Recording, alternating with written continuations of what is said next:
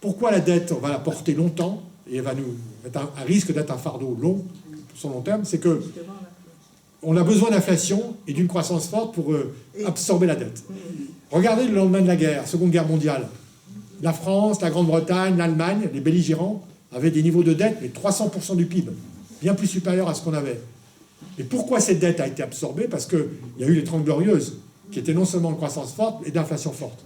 Donc aujourd'hui, on a un vrai problème, c'est qu'on ne sait pas comment on va gérer cette dette. Alors, d'où nos propositions, notamment à TAC et aux économistes atterrés, dans le cadre d'ailleurs du comité d'audit de la dette, c'est qu'on dit il faut restructurer la dette, mais aussi c'est pas du côté des dépenses qu'il y a un problème, c'est du côté des recettes avec l'évasion fiscale.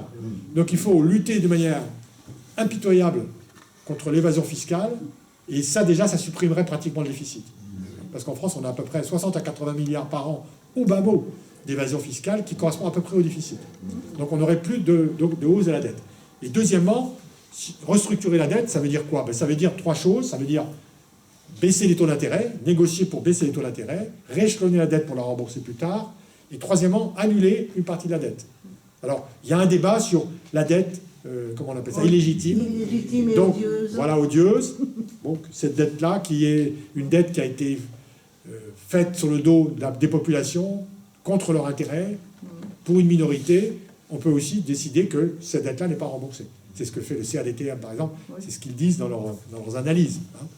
Et pour la Grèce, par exemple, il y a eu déjà un début de restructuration, mais c'est totalement insuffisant. Il faut aller beaucoup plus loin. Donc nous, on est partisans, par exemple, pour l'Europe, si on reste sur l'Europe, où il y a un vrai problème de dette en particulier. C'est une conférence pan-européenne de tous les pays européens pour discuter de l'allègement de la restructuration des dettes. Et là, on met en avant ce qui s'est passé avec l'Allemagne. La conférence de Londres en 1953, où l'Allemagne a obtenu une annulation d'une grande partie de sa dette.